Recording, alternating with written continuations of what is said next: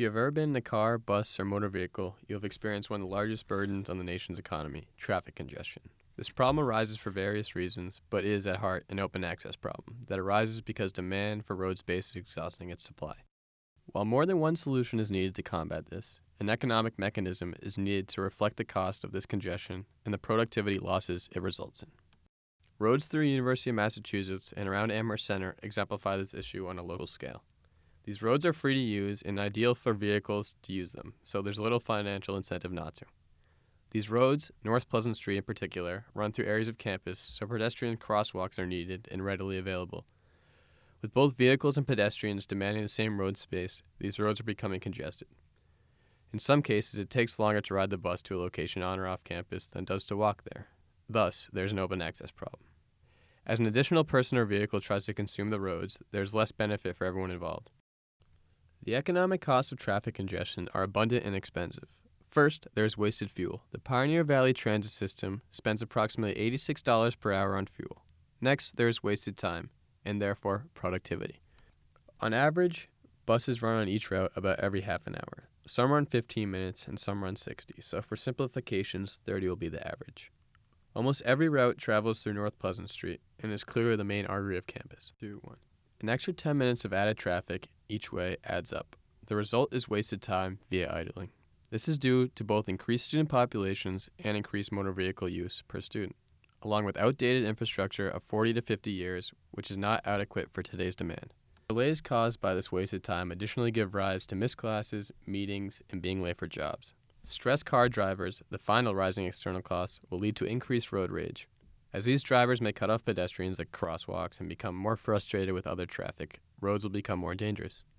This issue is further exacerbated by the ongoing campus construction. Because it is perpetual and restricts road supply, it imposes additional burdens on pedestrians and vehicles. UMass's open access issue will have to be solved by multiple initiatives in technological road advancement, improved spending on infrastructure and public planning, and assigning property rights to road usage to inhibit congestion. Higher efficiency is within reach. Despite higher operating costs from 2012 to 2013, the PVTA is moving towards more gas-efficient buses, such as the Excelsior model. As a hybrid, the Excelsior boasts a 10-15% fuel savings compared to regular diesel vehicles. They are lightweight and quiet, have unique theater-style seating in the articulated joint, and 2 rear exit doors. The hybrid diesel-electric buses will hold 40% more passengers than conventional buses. While this has proven to be a strong initiative, we believe there is increased need for improvement. As the buses are in such high demand, it is clear that we need more Excelsiors and we need them now. It is possible to reduce the high demand for North Pleasant Street by restricting vehicle access during peak hours. For instance, enacting a ban on regular motor vehicles from 12 to 4 would allow for the buses to run at more efficient levels, addressing the problem of wasted time and delays. This will also make the road safer for pedestrians to cross the street. Similar demand-side policies have been experimented with globally. Milan, Italy, for example, put a price on congestion during peak hours, and vehicles entering specific areas were charged €5 regardless of their emissions. People living in this area and public utility vehicles receive free access to these roads. London, England used a similar strategy as well, by charging for road usage but exempting vehicles with low carbon emissions. These policies could be viable in Amherst because charging for road usage will determine the willingness to pay.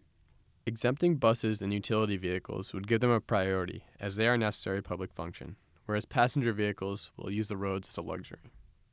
Issuing permits for cars to use in high-traffic areas will curb traffic, while collecting revenue to account for the negative effects of additional driving.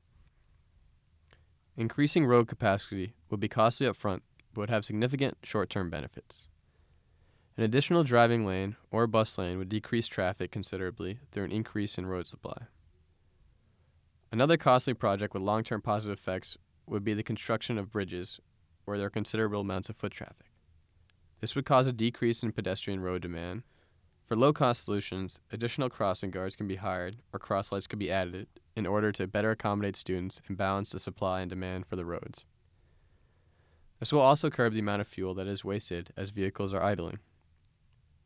Mount Holyoke and Amherst College are 2 institutions local to the Pioneer Valley that were successful with this strategy. Along with this, awareness campaigns and promotions of strategies that lower demand, such as carpooling or cycling, can be integrated at low cost. Because construction projects restrict the road availability, it would be better if these projects were expedited through the summer rather than during the school year. While this would increase construction costs during the summer, it will mitigate the external costs of traffic congestion during the fall and spring semesters. While UMass is a local example, the open access problem of traffic congestion is a worldwide issue. As more people have the ability to own their own cars and the desire to do so, this open access problem is further compounded. The world's automobile population is increasing exponentially. The same cannot be said for the road space. Increasing demand for streets, sidewalks, and roadways will put pressure on its supply. Areas of the world that do not have adequate transportation infrastructure will experience disastrous external costs. What makes traffic congestion intriguing is there is no simple bargaining solution to an open access problem. It may take intricate and creative policy decisions for the short and long term.